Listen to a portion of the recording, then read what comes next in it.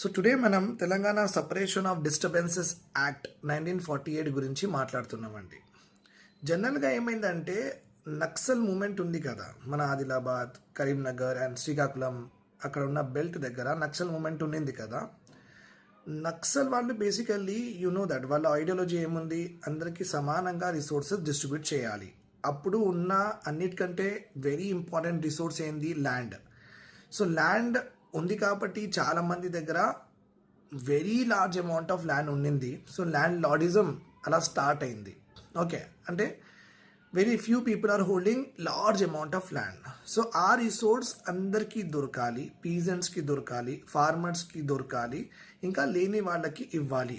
Naxal objectives basically start ఇక్కడ నుంచే అయినాయి. కానీ నక్సలిజంలో అన్నిటికంటే ఏమవుతుందంటే, ఇప్పుడు మన మహాభారతలో శకుని అని ఉంటారు కదా, ఆయనకి అనుకున్నట్టుగా అన్నీ చేపించిండు దుర్యోధన నుంచి. అట్లానే నక్సలిజంలో కూడా నక్సల్స్ వాళ్ళు ఏం చేశారంటే, వాళ్ళకి కావాల్సినవి వాళ్ళు పీజన్స్కి ముందు పెట్టి అన్నీ చేపించిండ్రు. ఓకే, సో పీజన్స్తో కలవాలి, రైతు కూలీ సంఘాలు ఆర్గనైజ్ చేయాలి అండ్ వాళ్ళ ఐడియాలజీ వాళ్ళతో ఇంప్లిమెంట్ చేశారు. ఓకే, ఎనీహౌ ఎందుకంటే వాళ్ళు మళ్ళీ వాళ్ళకి police problems, arrest, encounter problems ఉంటాయి కాబట్టి ఒక సివిలియన్ ఆర్గనైజేషన్స్కి వాళ్ళు పట్టుకొని అవన్నీ వాళ్ళకి ఏమేమి కావాలి అది చేపించారు. ఆబ్జెక్టివ్స్ ఆఫ్ నక్సలిజం చాలా మంచిగానే ఉన్నాయి, కానీ ప్రాబ్లం ఏముందంటే వైలెన్స్తో వాళ్ళకి కావాలి, ఎక్స్ట్రీమిజంతో వాళ్ళకి కావాలి. That is the biggest issue.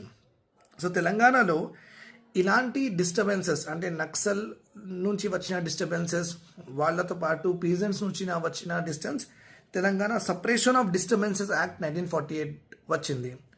ఈ యాక్ట్లో ఇది ఎక్కువగా డ్రెక్రోనియన్ యాక్ట్ అనమాట. అంటే అస్సలు డెమోక్రటిక్ సెటప్లో ఇలాంటి యాక్ట్స్ ఉండద్దు, కానీ ఇది అలాంటివి యాక్ట్.